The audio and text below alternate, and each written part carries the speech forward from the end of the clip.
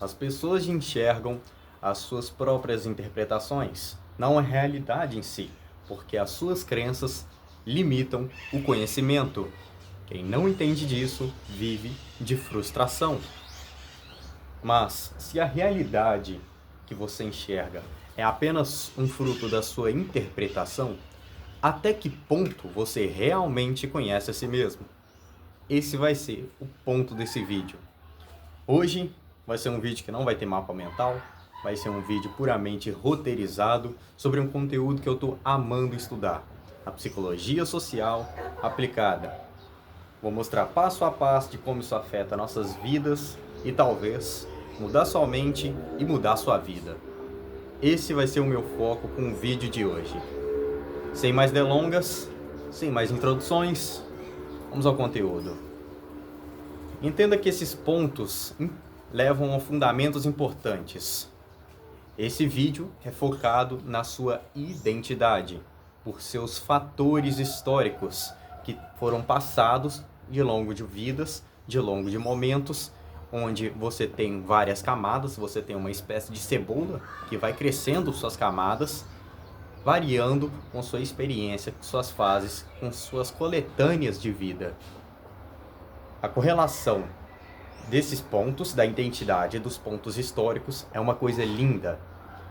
Mas antes de começar, vocês nem devem saber o que verdadeiramente é a palavra identidade. Vamos lá à etimologia.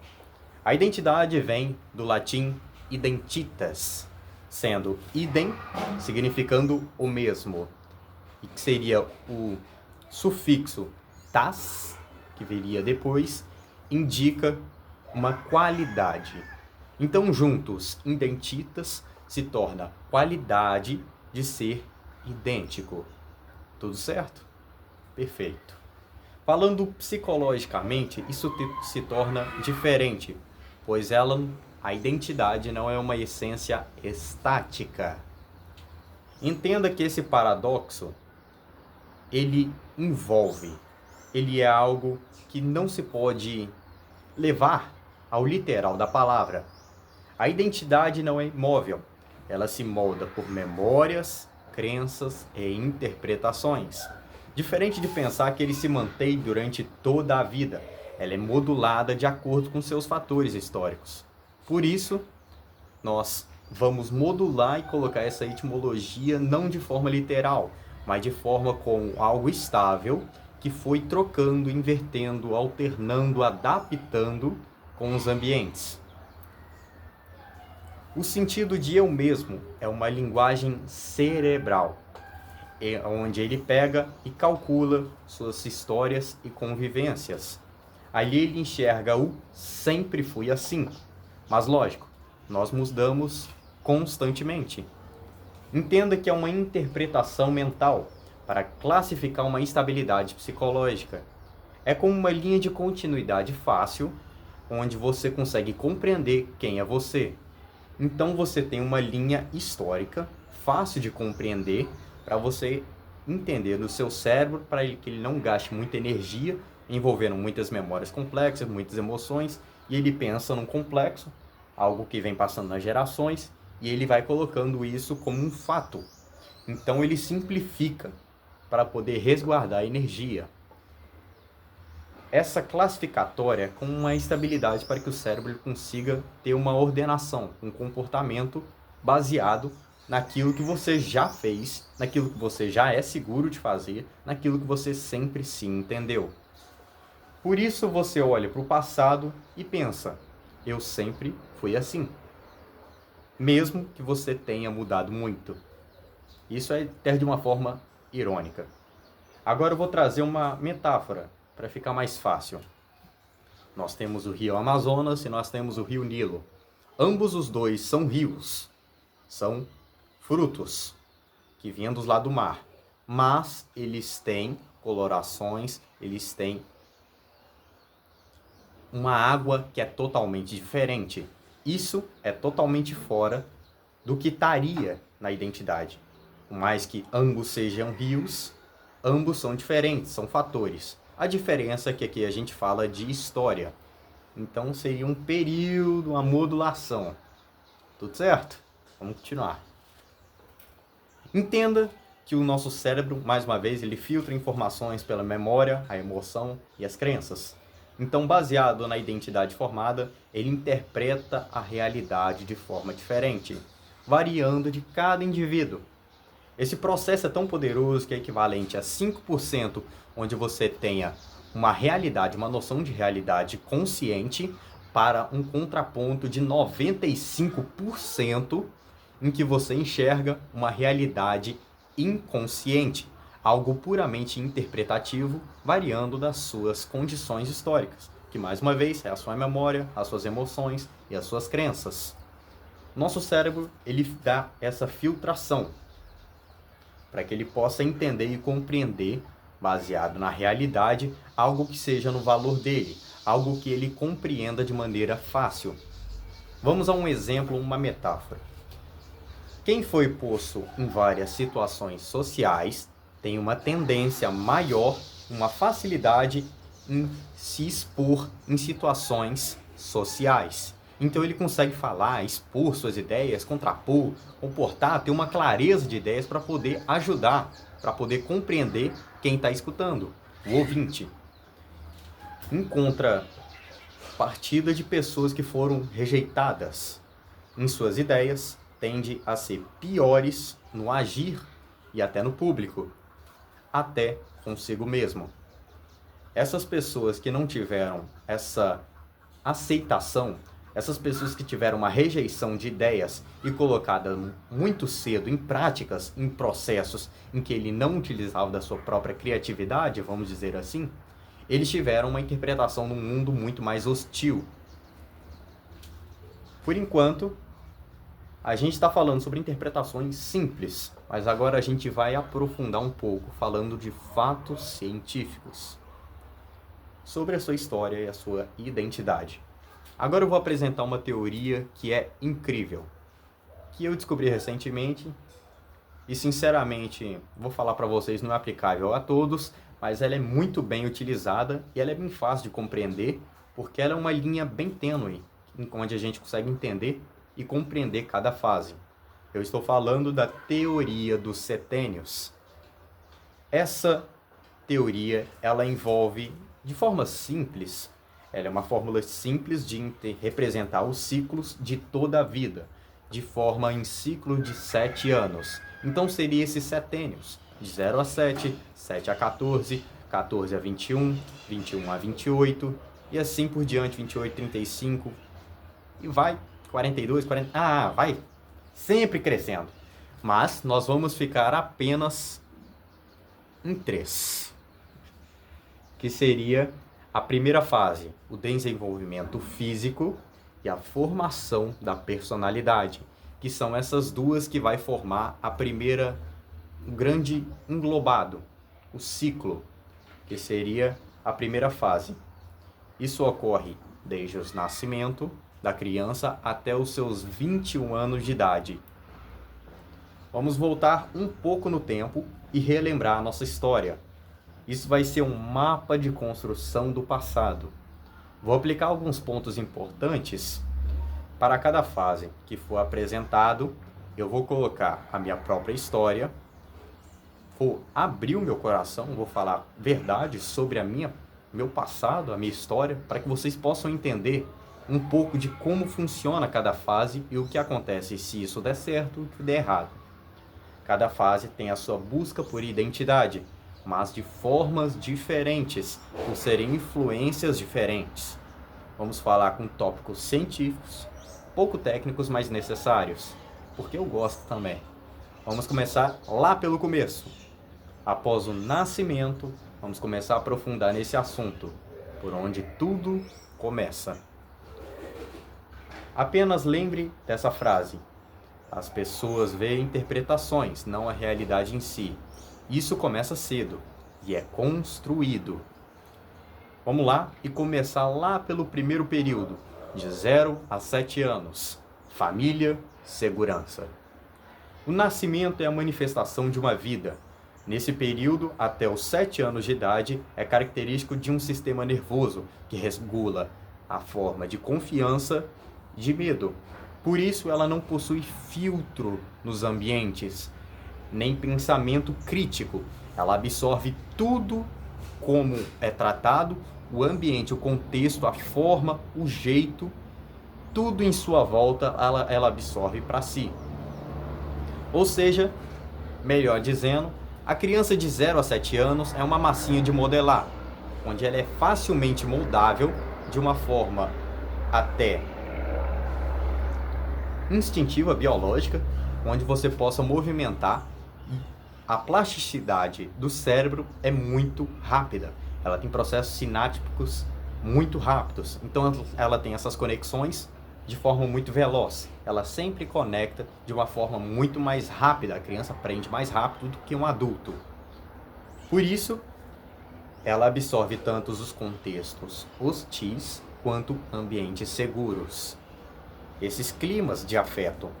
O que ela busca entender são compreensões até instintivas biológicas. O que ela pensa é basicamente 2 perguntas de começo. Se ela pensa, o mundo é seguro ou perigoso? Se ela é amada ou se ela é rejeitada? Ponto. Vamos continuar. O nascimento é uma manifestação desse vida até os 7 anos como uma massinha de modelar. Característico. Ok. Por isso, todo esse contexto de 7 anos, ele leva a um fundamento extremamente primário e importante na vida da criança. O que seria, basicamente, é o que resume essa fase, é família. É quem fundamenta um crescimento saudável e seguro. Então, os pais, cuidadores, ambiente doméstico, esses são as 3 principais influências que moldam a identidade dessa criança. Entenda que essa fase não possui identidade autônoma. A criança, ela espelha os cuidadores nas emoções, expressões e comportamentos. É nesse reflexo que molda a ideia de identidade.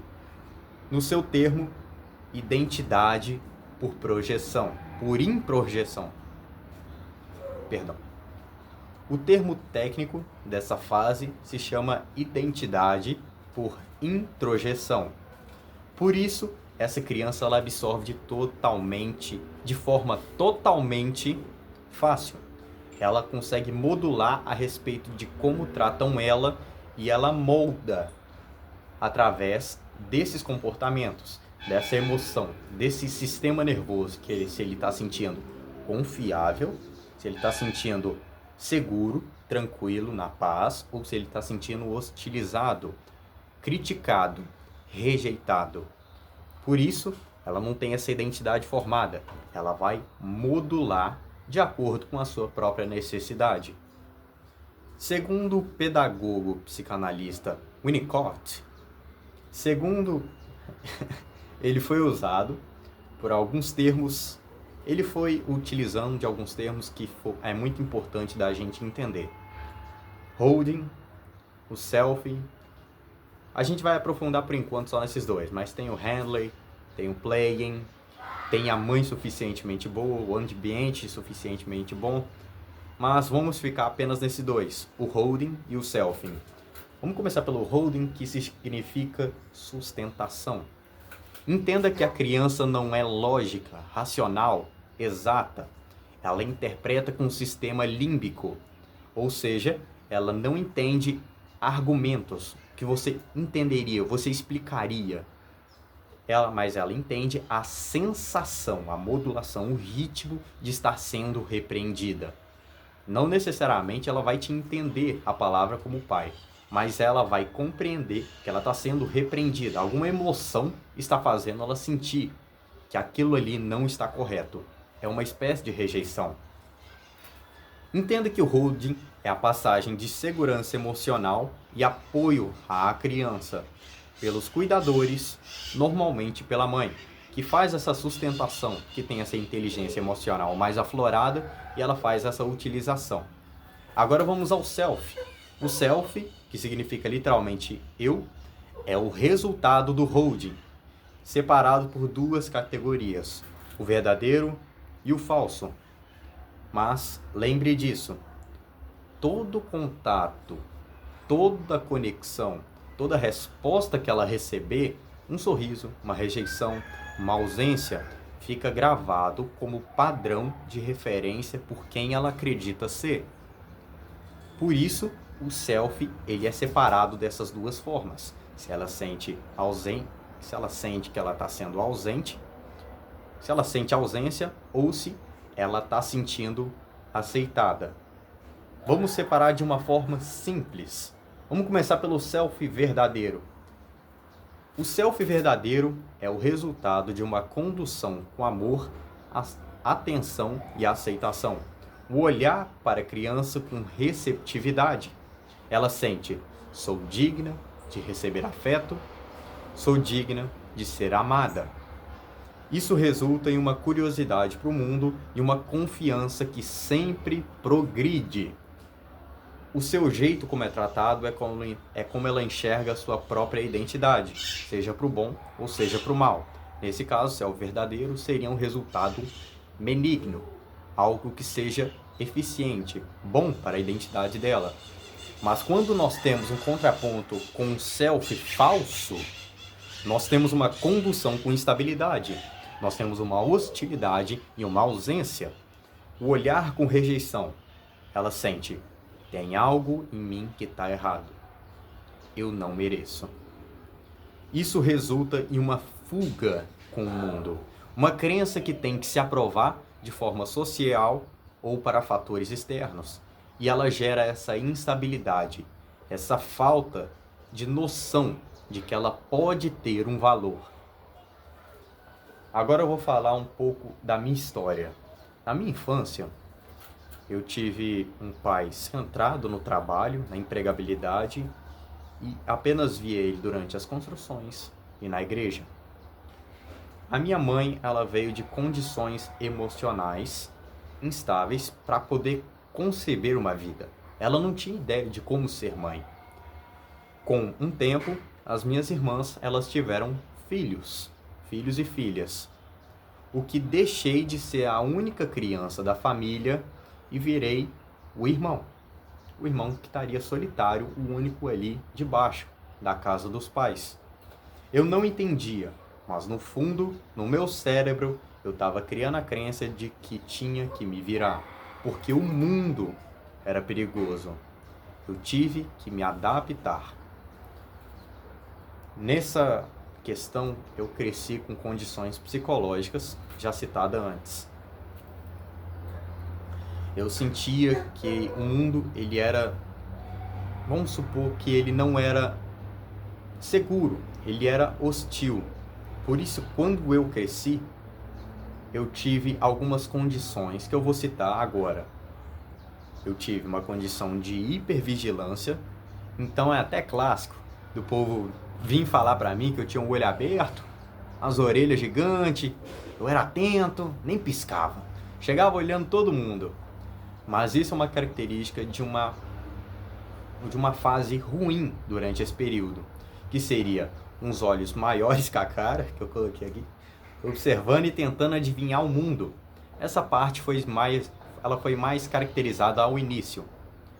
Em sentido científico, nós temos um sistema nervoso que estava hiperativo, ou seja, ele estava com a amígdala mais o eixo hipotálamo, HPA, eles estavam totalmente desregulados.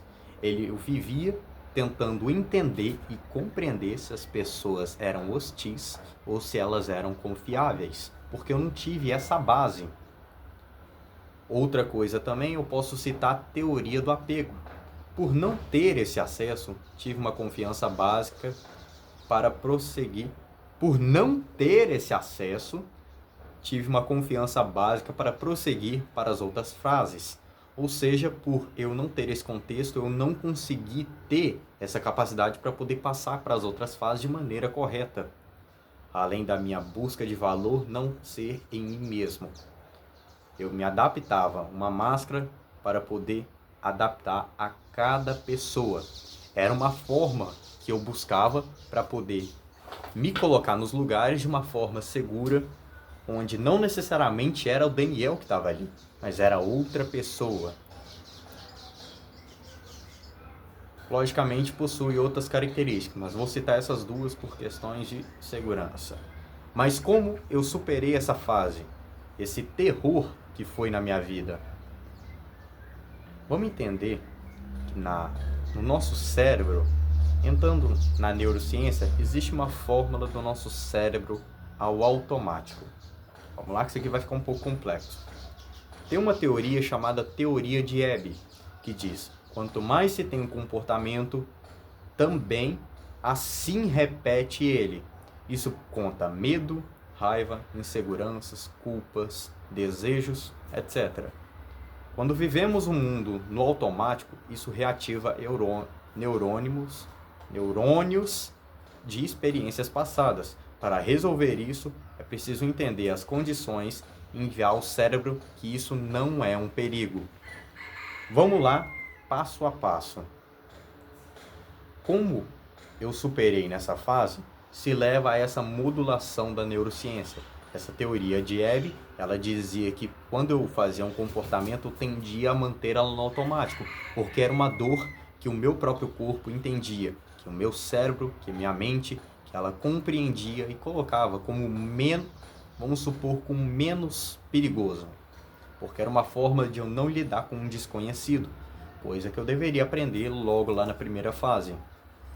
Como eu consegui resolver essa fase? Primeira coisa, meditação. Pode ser a secular ou a espiritual. Eu optei pela secular, até porque eu nem sabia direito da espiritual. Não é sobre a meditação fugir de um mal-estar. É sobre deixar o que te frustra vir à superfície. Sentir e aceitar. Tomar consciência daquela emoção. Caracterizar. Dar um nome àquela emoção. É sobre tornar um lugar silencioso e focar de forma lógica, consciente, racional, como aquilo está te afetando. Entenda qual gatilho, sensação e como você pode lidar com isso. Mais uma vez, meditação não é sobre você ficar de perna cruzada, colocar os dedinhos aqui e ficar com o olho na frente do pôr do sol. Mas é sobre sentir e analisar aquilo que realmente está te afetando. É sobre você olhar para o passado, você entender o porquê que aquilo aconteceu, qual foi o contexto, sentir, ter aquela sensação e você lidar com ela. Você vê que não é tudo aquilo. Você compreender como que você pode lidar e entender cada passo no mundo de forma racional. Eu apliquei isso perdoando a minha família. Foi uma interpretação por conta daquele momento. Os meus pais, eles estavam ausentes de forma, digamos, na presença. Meu pai realmente era ausente, só que era no físico. Minha mãe ficava no mental. Eu não tive uma estabilidade para poder me manter e ter uma rigidez mais sólida para que eu possa crescer nas minhas outras fases.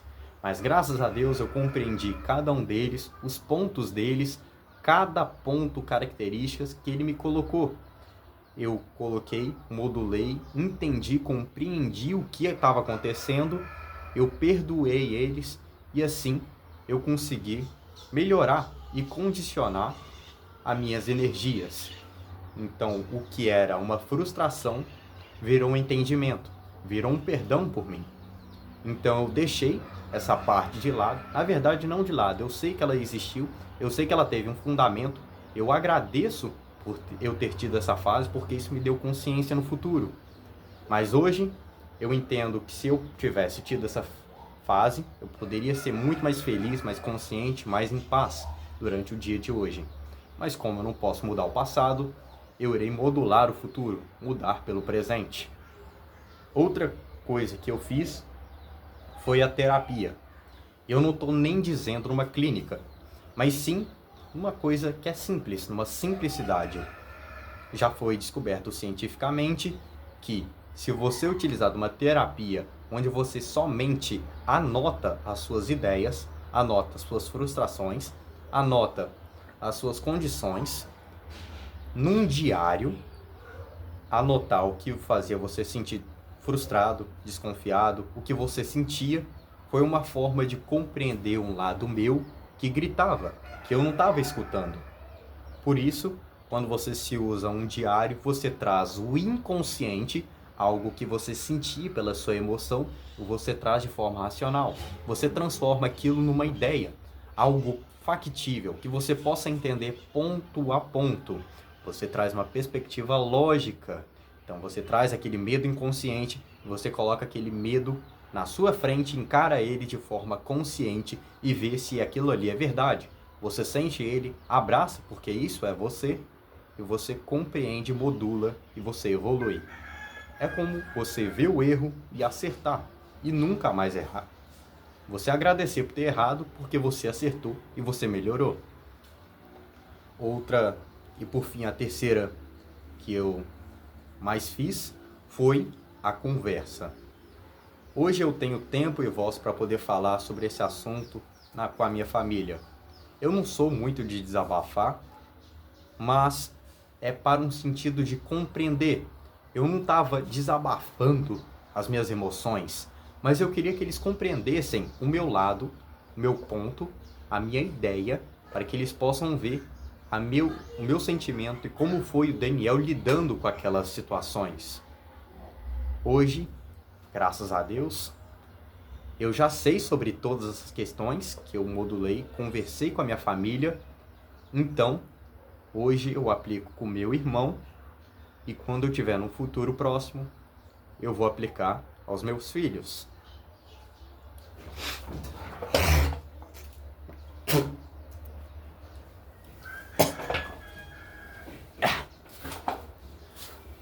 Em todo o processo dessa fase, a criança ela enxerga a família como a realidade, o mundo inteiro. Os pais devem conduzir com amor, valores e estabilidade aos pequenininhos. Não é para ser um frouxo, não é para ser um exaltador da criança, um idólatra da criança. Não é para ser sensível, para ser todo acolhedor. Mas é sobre ter a bom e velho equilíbrio. Elas estão em pleno desenvolvimento sináptico. Então essas conexões elas fazem muito rápido. Qualquer noção de sentimento que você colocar nela, ela vai compreender e ver de forma suscetíveis à mudança de forma muito mais fácil. Toda ação terá uma reação a nível. Toda ação terá uma reação a nível. A interpretação de identidade deles é basicamente como me tratam, é como eu sou.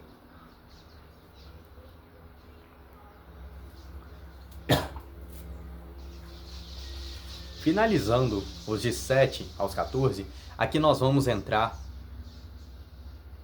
Aqui é onde a galera de 2005 a 2014 fizeram parte de uma teoria minha. Mas já eu vou falar dela. Não vou falar por agora porque vai ter um processo para vocês conseguirem entender. Nós saímos de um período infantil, onde a família era o fundamento da identidade. Agora vamos para o próximo setênio, o que seria os amigos e o social.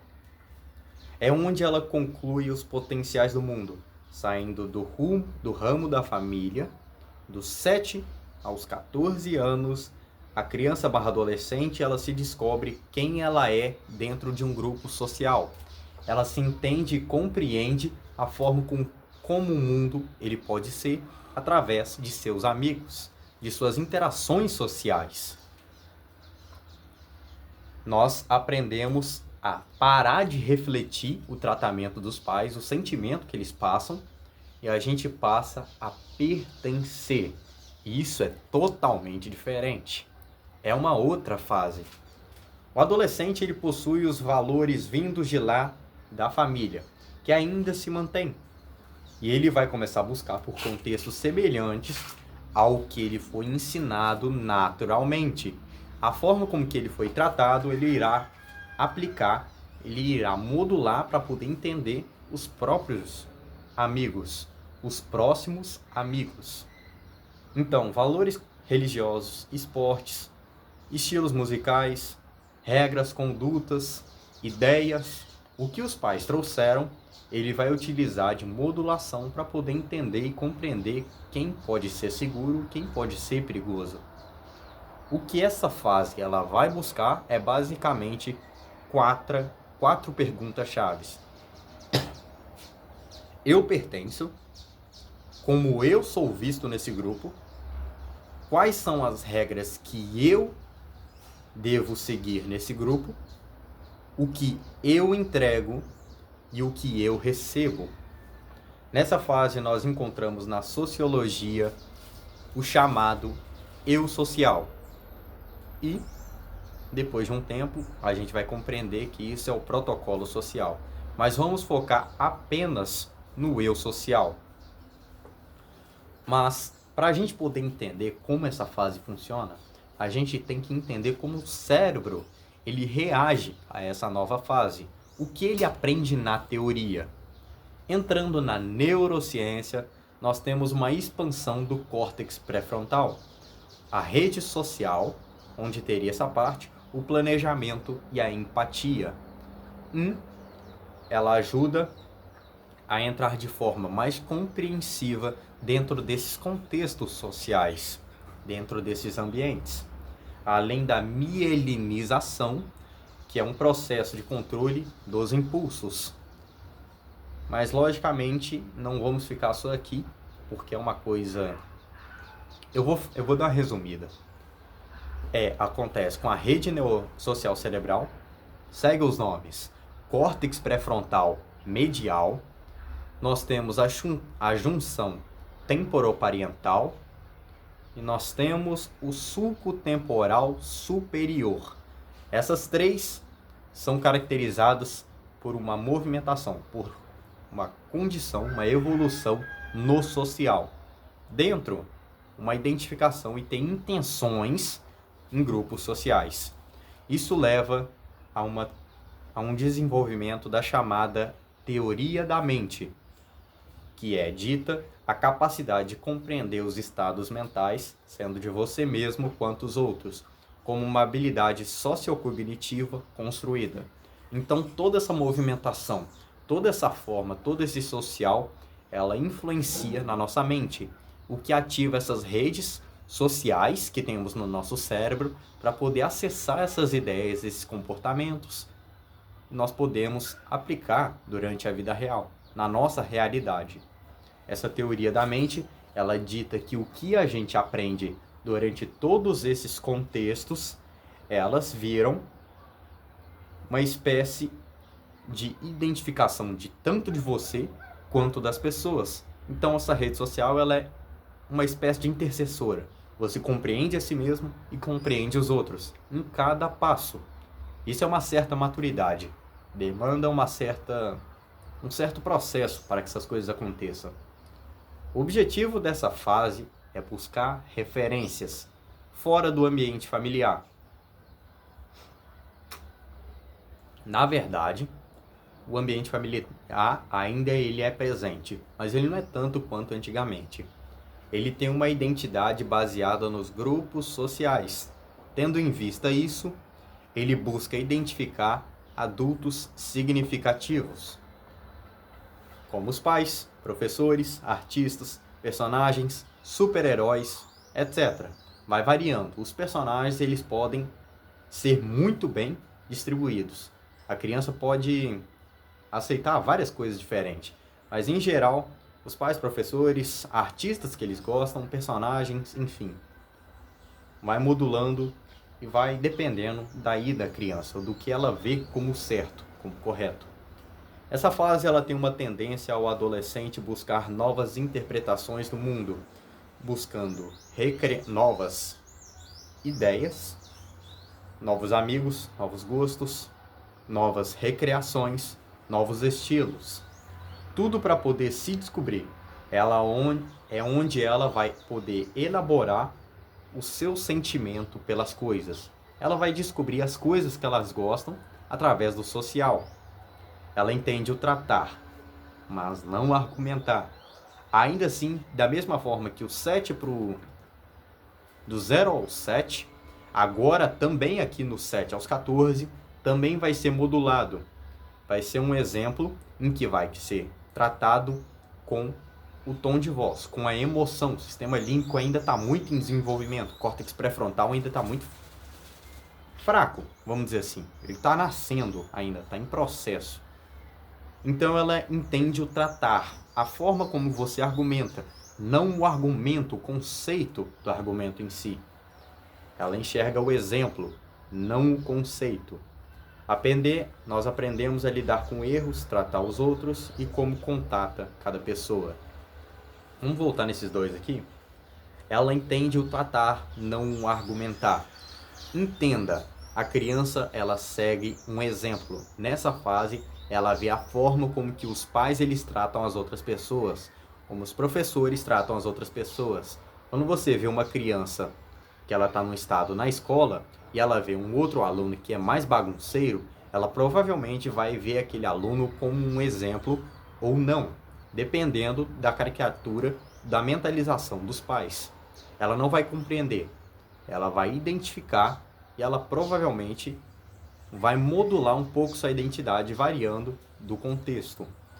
Eles aprendem a lidar com os erros, elas aprendem a tratar os outros e ela aprende como contata com cada pessoa, a forma como que ele vai pelo social. Mas isso acontece se tudo isso fluir bem. Diferente de quando uma falha destrói esse processo de socialização. E se esse pertencimento, essa sensação de entrar nos grupos sociais e se sentir acolhido pelos professores, pais, exemplos, amigos, gostos, estilos, recreações, acontece uma famosa tragédia lá nas clínicas. A identidade de querer agradar alguém. Isso é tudo menos autenticidade. Isso aqui é uma palavrinha que o Daniel de uns tempos atrás devia estar escutando. Vamos a alguns pontos. Autoestima.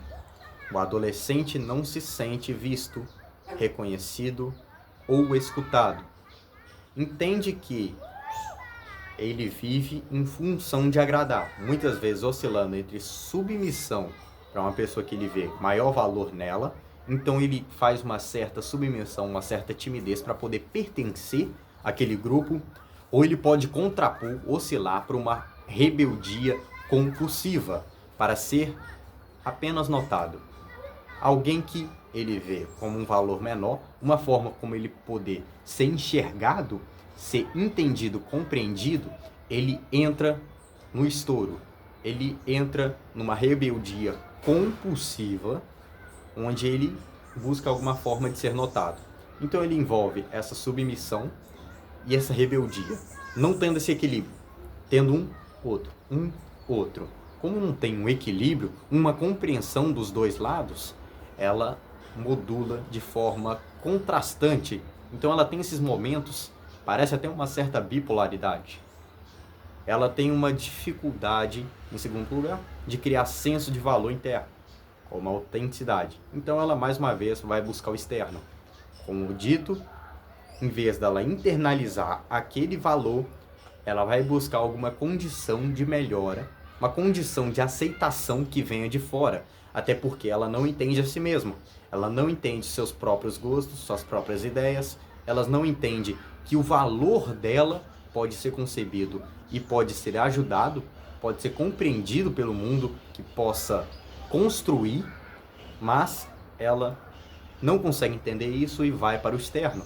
Então ela vive de tentar agradar. Ela nunca quer ser, não grosseira, mas ela não aceita ser, rejeitar as pessoas, não aceita desrespeito, tal, essas coisas que logicamente são características ruins, mas ela se torna literalmente um cordeiro, alguém digno de pena.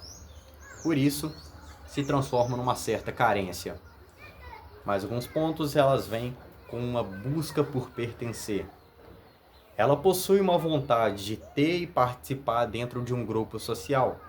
Ela entra, mas por não sentir que ela tem uma certa voz, ela tende a ficar calada. muitas vezes ressentida. Ela acompanha por querer ter a sensação de ter amigos, não de ter eles em si. Isso é uma completa loucura que eu já vi acontecendo, e isso é uma coisa comum para quem não tem essa fase. Ela possui uma certa vontade de participar dos grupos sociais, ela acompanha, literalmente quase que imita alguém que está lá no grupo. Ela acompanha, fica ali do lado, acompanha, ela busca ter as mesmas ideias, as mesmas opiniões, para não querer desagradar e não sentir excluída daquele grupo. Então ela tem essa modulação. Ela não pode ter uma voz, ela não pode expor a sua opinião, até porque ela vai ser excluída daquele grupo e sua sensação de pertencimento vai pro ralo. E essa aqui, a próxima, englobou muito na minha vida e me acompanha até hoje.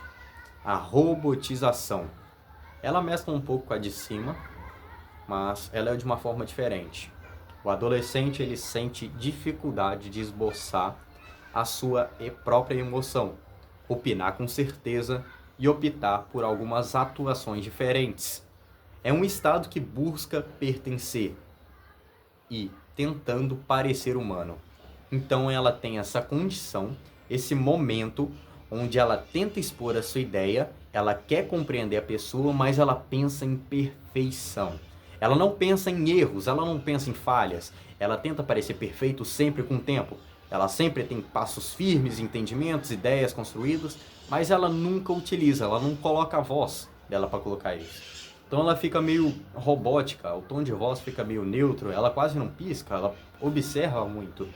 Isso é algo que me acontece muitas vezes, mas graças a Deus eu tô melhorando e a gente só tá evoluindo, graças a Deus.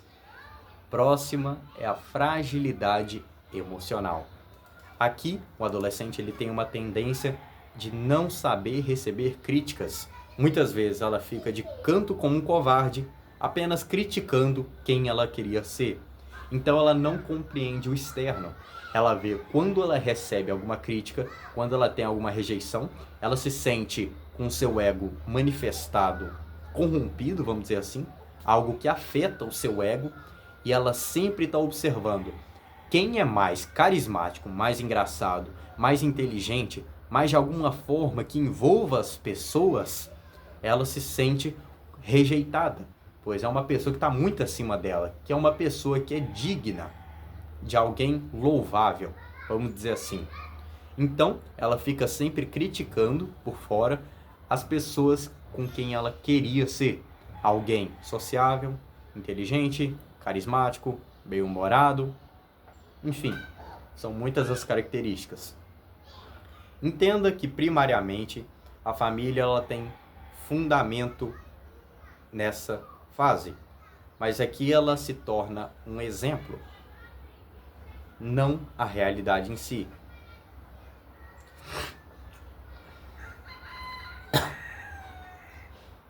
Essa falha, ela acontece devido a uma condição familiar. Entenda primariamente que a família tem um papel fundamental nessa fase, mas aqui ela se torna um exemplo, ela não se torna uma realidade. Compreenda isso. A família ela deve ser um modelo, ela deve ser um exemplo, um modelo a se agir, não uma autoridade de vir e vir. Se o adolescente ele for abolido de novas experiências, fazer novos amigos, ou até estabelecer algum relacionamento, ou até buscar relacionamentos, ela tende a se apegar aos interesses apenas dos pais. O seu filho, ele não é seu clone. Você confia que ele pode ter a sua própria jornada e isso estende a cada momento em que ele vai crescendo. Ou seja, compreenda o seguinte: você como a família, você é a condição, você é o modelo a ser seguido, você é a forma como você tratou o seu próprio filho, ele vai refletir nesse momento, naquela fase. Então, quando ele entra com novos amigos, ele já tem uma construção que você já deu. Então, ele entra também, engloba nessa parte, mas de forma um pouco mais indireta. Então ele vai ter essas modulações, suas experiências, vai falar: meu pai não ensinou isso, minha mãe não ensinou isso, eu não aprendi com isso.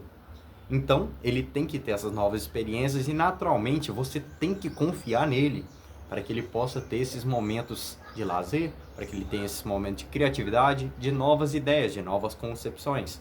Então, fazer novos amigos, fazer novas experiências e até estabelecer um relacionamento, lógico, na verdade, esse novo relacionamento que eu estou querendo dizer é um complexo de Édipo.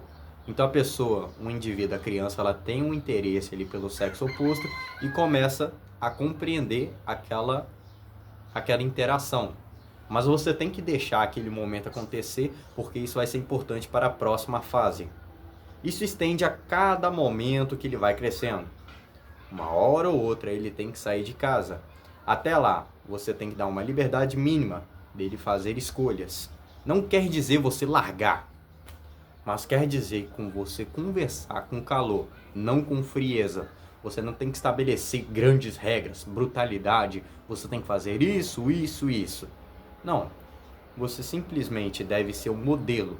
Você tem que fazer as coisas que você fala. Então você compreende. Quando você for falar com seus filhos, apenas fale como se fosse um adulto. Você apenas compreende. Você entende o ponto dele. Conversa. Filho, isso acontece. Você não pode fazer isso porque isso te leva a isso. Uma hora ou outra ele vai ter que sair de casa. Ele vai ter que ter escolhas na vida. Ele vai ter que ter uma compreensão a mais. O filho não é um clone. Ele é uma representação de você. Não tem como você criar um segundo. Vamos supor, eu não sou um segundo Antônio de Paula. Nunca vou conseguir ser. Eu vou ser diferente, com novas experiências, novas ideias, novas concepções de mundo. Por isso, você tem que ter essa noção desse mundo. Não é necessariamente tratar com frieza. É necessariamente você tratar com calor, com atenção, como um modelo, como um exemplo poderoso em que ele deve confiar, em que você confia que ele vai confiar em você. É um pouco desnexo, um pouco desconfiável dessa informação, mas ela é verdade. De uma forma ou outra, se você estabelecer regras fortes, ele não vai ter uma compreensão de ideias, de concepções, de novas condutas, valores. Ele simplesmente vai modular. Ele vai fazer a mesma coisa que você. Se ele errar, aí o problema não é necessariamente dele. Ele não vai criar maturidade. Ele vai criar até uma certa rejeição. Pode até vir e voltar contra vocês. Mas agora vamos voltar com os filhos. O que vocês têm que fazer é formar vínculos sociais.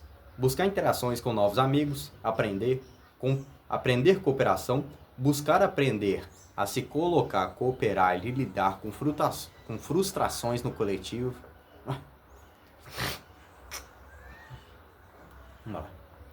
Agora, para os filhos, saindo do âmbito dos pais, nós vamos para uma compreensão do que vocês têm que fazer durante essa fase. Então, formar vínculos sociais. Vocês têm que buscar novas interações com novos amigos, aprender cooperação. Vocês têm que compreender essas noções sociais. Então, escola, vocês têm que enxergar, ver as pessoas na rua e conversar com elas. É isso que deve acontecer. Buscar aprender a se colocar, cooperar e lidar. Lidar com frustrações no coletivo. Isso é um aprendizado importantíssimo para que essa condição possa acontecer com verdade, com sinceridade. Outra coisa são tarefas disciplinares. Aqui é onde a gente aprende a viver com ritmo. Não se deve forçar tarefas complexas, isso aqui é mais para os pais, nem pesadas, mas como pequenas responsabilidades. Você arruma o quarto, sei lá, arruma a cama, você cuida ali de algo, ao cuidar de alguma coisa, ir e vir ali, ou você pode guardar brinquedos, enfim, são muitas, contanto que não sejam grandes responsabilidades dignas de adultos. O playing, segundo Winnicott, é sobre entrar em ambientes que estimule o mental. Mais uma vez, voltando lá, naquele psicanalista pedagogo, Winnicott ele diz que playing é sobre entrar em ambientes que estimulem o mental, como brincar com criatividade, música, arte, contar histórias, o contato com a natureza. Então você ter esses momentos de lazer, essa criatividade, onde você possa passar para pessoas de confiança. Essas dão uma base. Tarefas disciplinares, playing e formar vínculos sociais formam a base, o que seria para a outra fase. Mas nem sempre é possível que isso tenha acontecido corretamente. Isso leva àquela teoria que eu tinha falado anteriormente, onde quem nasceu durante 2004 e quem nasceu entre 2015 teve um rombo catastrófico durante essa fase. Você já reparou? Uma pergunta a você. Que essa é a geração, essa é a parte dos povos que estão mais dentro de casa, que estão mais tímidas, que estão mais recolhidas, que estão mais difíceis de conversar? Porque isso se deve a um probleminha que aconteceu. Isso se deve à pandemia, causada lá em 2020 a 2023. Foi um momento que teve esse contato onde os filhos foram cortados de seus potenciais devido a essa falta de interação social. Então a criança, o adolescente, ela tinha que ficar dentro de casa, sem as interações sociais, o que seria passar por essa fase. Particularmente, eu fiquei todos os 2 anos em casa, quase sem contato nenhum com o potencial que eu tinha. Ficava em casa, sem escolha. Foi nessa fase que eu percebi que eu tinha que mudar de algum jeito. Pena que foi no tempo errado, da forma errada. Mais ou menos, vamos explicar. Eu fiquei vidrado em melhorar, completamente obcecado, mas eu não tinha contato social para fazer. Então comecei a estudar como hobby. Então comecei a buscar conhecimentos, internet, livros, autores, concepções, fisiculturistas, até porque, pasmem, eu fiquei completamente vidrado na musculação. Os fisiculturistas fizeram parte da minha vida por um bom tempo. E eu agradeço a parte deles, porque isso me deu uma concepção de estudo que nem sempre eu tive. Eu pratiquei na teoria e foi no treino, foi durante a minha época de 12 anos para 13 anos, em que eu praticava, estudava, entendia, compreendia aquele assunto sobre musculação, nutrição até que não, mas era mais musculação e como fazia para ter um corpo estético, agradável, saudável, tanto mental, mas principalmente na minha cabeça era o físico. Na minha época, quando eu tinha chegado ali no 7º ano, eu já era bem forte para a minha idade, até um pouco mais. Vamos considerar que eu tinha 33, 34 de braço? Hoje em dia não tem nada? Nessa época, eu já era bem forte para a minha idade. Mas com o tempo, eu fui aprendendo e compreendendo que conhecimento sem sabedoria era introspecção egocêntrica. O que quer dizer dessa coisa que eu compreendi? O conhecimento, ele é uma informação, uma ideia, um resultado que você teve, que você colocou na sua mente, que na teoria funciona de forma correta. Mas se você não ter a sabedoria, o saber da forma que você coloca, que você interage, que você modula essa interação, você muda de forma, você não tem uma concepção, você não tem uma modulação de um conhecimento que pode ser prático. Então você não tem uma forma de ensinar correta. Você apenas coloca uma introspecção, você tem uma mentalização em que modula apenas o seu ego. Você fica ali pesquisando por saber mais, mas você nunca coloca em prática algo que você colocaria e evoluiria muito mais. Esse conhecimento que eu tive por eu não ter praticado tanto, acabou que muita coisa eu esqueci, muita coisa eu não absorvi.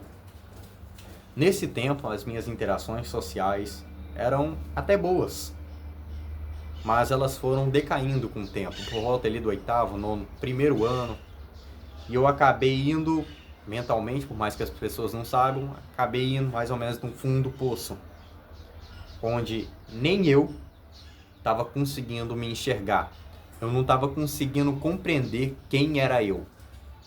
Então, eu não compreendia nem quem eu era, então eu estava buscando essa identidade. Foi algo que eu comecei a buscar e interagir. Com o tempo, nesse fundo do poço, a minha interação foi feita para agradar. Então, eu percebi, foi nesse momento, que era o meu momento que eu tinha que mudar de vida, que eu tinha que melhorar. Nessa fase da pandemia, nós tivemos naturalmente menos interações. Para recuperar, é sobre entender o que foi construído. Basicamente, entenda que essa fase ela é corrigida por 2 fatores: encantamento e desejo por viver. Pode parecer até uma doideira, essas 2 coisas que eu falei, mas vai fazer sentido. É essa concepção que você tem que ter daqui para frente. Entenda que sem essas 2 coisas, elas serão impossíveis fazer dentro de casa. Então você tem que se libertar, deixar os seus pais. Seus pais têm que deixar você sair para você ter essa interação social. Então você tem que sair de casa e interagir. Agora vamos falar todas as características que eu fiz, que eu busquei, que eu entendi para poder modular e melhorar as minhas questões. Nós vamos falar primariamente de progressão social. Nós vamos falar até que no estado, que eu estava no estado de timidez, mas por esse fator eu comecei a melhorar. Comece com construção em vários contextos. Inicie com perguntas leves até chegar e abordar qualquer pessoa. O que quer dizer com isso? Essas questões você não conserta de forma direta. Você não chega e já começa lá na frente de um palco, num teatro, você começa a falar, interagir, andar, modular, utilizar o seu tom de voz, modular, ser o locutor. Não. Você começa lá do baixo, conversando com as pessoas, perguntando as horas, perguntando os melhores lugares, algum lugar para açaí, algum lugar para sorvete. Já falei das horas, né? Falar onde fica a rua tal, falar essas coisas, perguntar, fazer algumas perguntas leves e você ir progredindo, continuando, conversando. Do nada você pode ir lá puxar um assunto e você pode até mesmo chegar no ponto e você chegar e abordar qualquer pessoa. Você chega numa pessoa e começa a conversar com ela. Logicamente, sabendo de linguagem corporal, você consegue identificar essas características. Eu costumo fazer isso mais com desconhecidos. Não costumo fazer isso muito para conhecidos. Ironicamente, eu sou melhor com desconhecidos do que conhecidos. Mas enfim. Essa abordagem, essa progressão de liderança, de conexão, de interação com as pessoas, você tem que compreender que é uma escala. Você vai entendendo, compreendendo, vai crescendo e você vai modulando até interagir e entender cada passo. Outra segunda característica, referências vivas. Busque pessoas carismáticas. Esse ponto que é bom. Esse aqui foi um dos melhores que estão mais me melhorando, vamos dizer assim. Converse e questione como eles conseguiram ficar assim. Esse ponto aqui é bom. Você andar com pessoas, viajar com pessoas, interagir com pessoas que sejam verdadeiramente boas, que não sejam pessoas necessariamente sarcásticas, mas sim pessoas onde você pode conversar com elas, ser compreendido, onde você pode trocar realmente boas risadas, aquele tipo de pessoa que faz você gargalhar de ideias. Você conversa com ela, interage com ela e pergunta como você ficou assim, como você teve interação. E você vai ver que, por incrível que pareça, a mesma coisa como aconteceu com ele, com as pessoas com quem ele andava, ele se tornou mais uma pessoa uma caricatura, um arquétipo daquele grupo social. Então, referências vivas, exemplos vivos, modelos são extremamente importantes e vão acelerar muito o seu processo. Mas para você conhecer essas pessoas, você tem que interagir. O vídeo já está ficando por mais de 1 hora. Eu só estou falando coisa básica. Vamos lá. Meditação diário. Mais uma vez, falando daquele negócio. sobre a meditação, de você refletir toda aquela conclusão, todo aquele momento, aquelas construções, aqueles erros passados, o chamado Hansei, segundo lá os japoneses, segundo os samurais. Você ter esse diário, onde você possa anotar suas ideias, a sua evolução, a sua progressão. Então você consegue ter todo esse processo, todo esse ajuntamento de ideias, de concepções, de gesticulações, onde você possa entender algum resultado, alguma coisa que você tenha tido alguma dúvida, vamos dizer assim. Outra parte, suprimição de ideias. Nunca faça isso. Isso aqui é um tópico sério. Se você tem uma ideia, anote-a. Seus desejos devem ser feitos. Não pense muito, mas faça. O que quer dizer isso é que os seus medos, desejos, principalmente desejos, o que você deseja, não necessariamente o desejo ele vale para tudo. Você não tem que desejar tudo, mas você tem que saber o que é certo e o que é errado, o que vale a pena você utilizar do seu desejo e o que vale a pena, o que vale você cortar. Por isso, se você quiser realmente conversar com as pessoas, expor uma ideia, mostrar um sentimento, faça, mas com quem merece sua atenção. Isso te progride, mas muito cuidado com isso aqui. Você chegar e conversar com as pessoas, você conversar sobre essas questões, expor uma ideia que seja íntima sua, muito provavelmente a pessoa não vai compreender. Uma pessoa que está te conhecendo, vamos supor, em pouco tempo. Você tem que ter essa noção, essa concepção, essa conversa, esse diálogo com pessoas que você já conversou antes, com interações passadas. Isso vai te progredir, porque você vai ter novas ideias, novas concepções, novas pessoas que também, se possível, converse isso com pessoas que já passaram por isso. E ela vai te compreender, vai ter uma empatia maior por você, a conexão vai ser mais genuína e ela vai te ajudar. Eu tenho certeza disso. Mas tenha absoluta certeza de que essa pessoa realmente vai te ajudar. Tirando isso, você esconde, você guarda a si e você continua construindo. E por último, a minha última dica nessa fase é processo.